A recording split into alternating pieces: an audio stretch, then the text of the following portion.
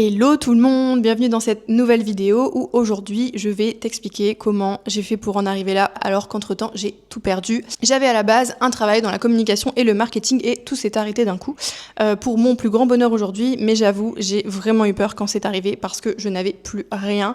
Alors pour mettre un petit peu de contexte, je me suis formée il y a 1 an et demi à ma pratique du coup qui s'appelle le prana activation où je comptais le faire que sur moi à la base, puis ensuite je l'ai fait sur mes amis, j'ai tellement aimé que je me suis dit ok je me lance. Donc il y a 1 an ce que j'ai fait c'est que j'ai monté une vidéo où j'avais fait une séance sur une de mes amies, Ambre. Yeah, I'm the one that got the scene banging. And I go hard, that's why they keep talking. 3 years and I'm only just getting started. Et j'ai décidé de la poster sur les réseaux sociaux en annonçant du coup que je lançais mes séances. À côté de ça, j'avais toujours mon emploi dans la communication et le marketing, j'avais 3 clients et j'ai décidé de partir à Bali. Arrivée à Bali, je comptais sur mes 3 clients plus mes séances. Ça s'est pas du tout passé comme prévu parce que directement quand je suis arrivée, j'ai perdu mes 3 clients d'un coup. 2 projets qui venaient d'un même client et qui n'avaient plus besoin de communication pour le moment, c'était pas la période. Et un client qui a fait faillite, disons. Du coup, je n'avais plus de clients. Je suis arrivée ici en me disant ok, ça y est, je peux vivre. Finalement, je ne pouvais plus vivre. Donc, je me suis écroulée en sanglots, on va dire, chez moi, avec ma coloc, en lui disant « Je viens d'arriver, je vais déjà devoir repartir ». Et justement, ce qu'elle me dit, c'est hyper intéressant parce qu'elle me dit « Bah non, en fait, justement, Manon, tu vas pas partir. Ce que tu vas faire, c'est que tu vas te mettre un coup de pied aux fesses et puis tu vas lancer tes séances et c'est parti ». Sur le moment, j'étais vraiment mal, mais je me suis dit « Ok, elle a raison, donne tout. Tu lances tes séances, ça fonctionne, c'est bien. Ça fonctionne pas, tu rentres, c'est pas grave. » C'est parti, je lance mes séances et la première chose que je fais, du coup, c'est que je poste un carrousel de mon histoire que je vous mettrai juste ici. Et je ne vous explique même pas le cinéma que j'ai fait à ma coloc pour poster ce carrousel. Je me disais, mais qu'est-ce que les gens vont penser de moi? Mais attends, là, je raconte vraiment ce qui s'est passé dans ma vie, je raconte vraiment mon histoire, ma dépression, tu te rends compte, etc., etc., etc. Je n'arrivais pas à appuyer sur le bouton, mais ce n'était pas de la comédie, j'avais vraiment peur de vous poster ça. Tu vas avoir des clients, tu crois, en postant 14 heures? Au moins, ce sera posté, mais ça fait trop longtemps que tu retardes ça. Bon, pour poser du contexte à cette situation, Manon, ici présente, qui a lancé son activité et qui est sur le point de faire un petit peu son premier gros post storytelling. Et je sais que c'est un blocage pour beaucoup de personnes qui lancent leur activité. Ça fait 1 mois qu'elle travaille sur ce carrousel. Non mais oui. Et c'est vrai que souvent, c'est ce que je vois aussi dans les élèves ou dans d'autres femmes, c'est que vous savez qu'il faut le faire, mais il y a toujours un petit peu cette peur. Enfin, je pense que tu pourras plus en parler que moi, mais... Il y a le jugement des autres, le fait de devoir être vulnérable et de raconter sa vie, de se mettre à nu. Là, la première slide, c'est photo où je pleure, donc c'est très personnel. Ah. Et oui, j'ai peur. J'ai peur, mais je vais le faire. Voilà. J'ai retardé. Là, il est 14h, c'est pas l'heure pour poster. Et Justine, elle m'a dit, tu le fais. Donc, surtout, n'ayez pas peur du jugement des autres. Si ça se trouve, dans 3-4 ans, seront peut-être plus dans votre vie. Et moi, c'est le cas. Je sais que j'avais pas mal de monde qui se moquait de moi. Aujourd'hui, je me souviens même plus de leur prénom. Donc, heureusement que j'ai pas freiné ce que j'étais en train de construire pour le regard des autres. Parce que vous faites les choses pour vous aujourd'hui. Bon. J'appuie sur le bouton partager. Non mais je vous jure là c'est Je suis morte. Ça t'a jamais fait ça? Bah non. Franchement je te jure que c'est pas de la comédie.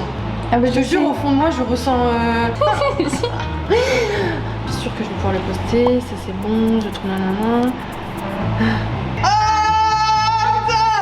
Je suis bloquée, je te jure je suis bloquée. Tu veux que j'appuie? Faut que je le fasse. Allez vas-y. J'ai l'habitude de pulvériser. Oh, c'est live. Attends mais je vais chercher mon téléphone pour commenter moi.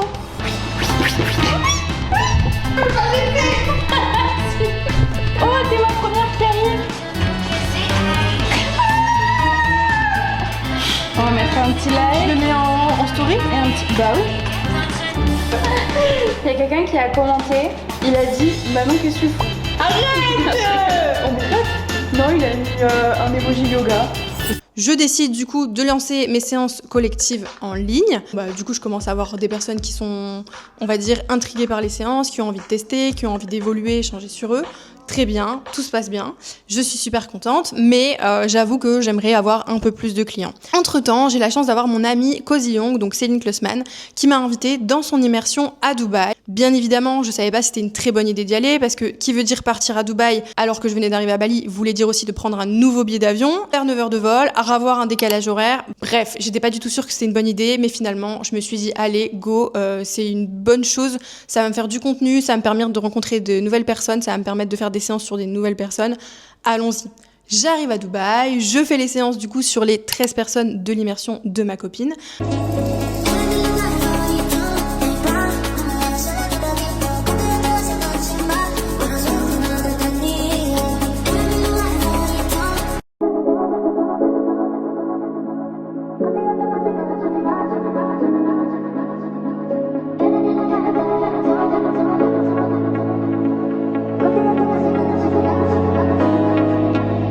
Et à la suite de ça, je passe du temps un petit peu avec Céline et on parle beaucoup business, on parle beaucoup de nos activités, donc je lui explique ce qui vient de m'arriver, elle m'explique un petit peu sa vie, elle me dit bah qu'est-ce que tu aimerais bien avoir là de plus?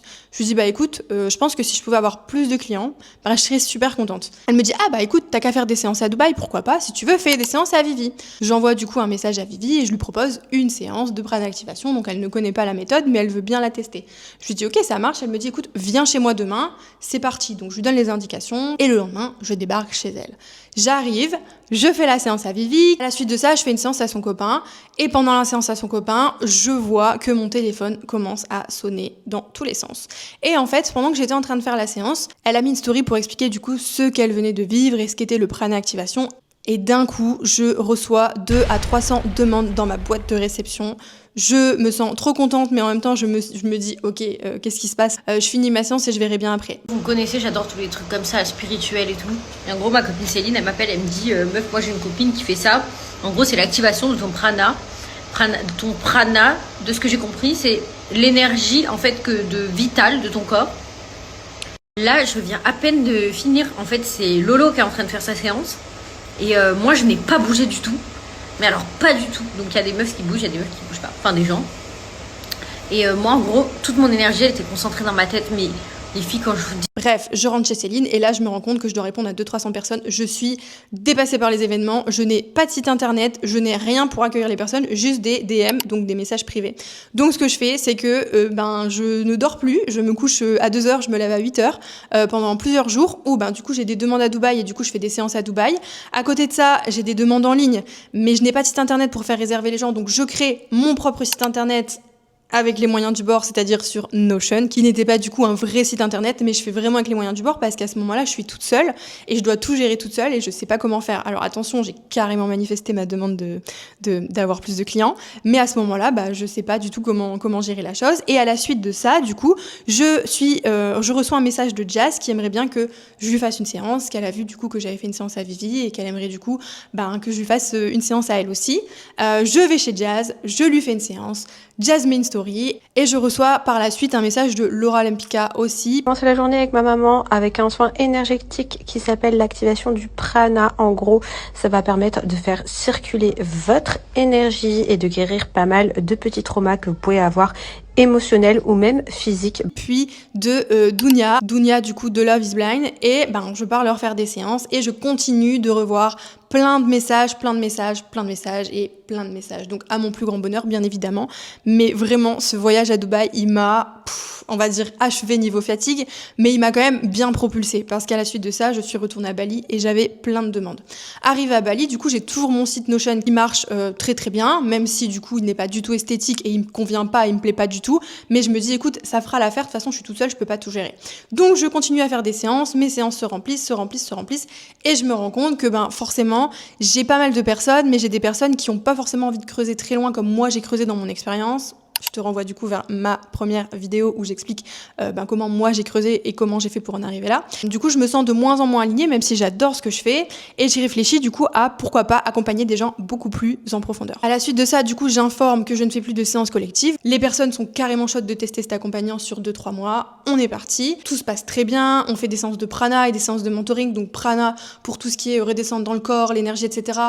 et des séances de mentoring pour tout ce qui est prendre conscience des choses, prendre le temps de bien intégrer. Et je finis 2 mois après du coup mes premiers accompagnantes. Je repars à Dubaï et je sais que à mon retour, ma coloc ne sera plus là et je change de logement. Je reviens ensuite à Bali et je me dis ok, je me sens prête à avoir beaucoup plus de personnes dans mon accompagnement, bien que j'ai quand même un maximum de personnes à avoir, parce que je ne peux pas tout gérer toute seule étant donné que je suis toute seule. Ça me prend quand même beaucoup d'énergie d'accompagner les personnes parce que du coup on va creuser en profondeur leurs problématiques.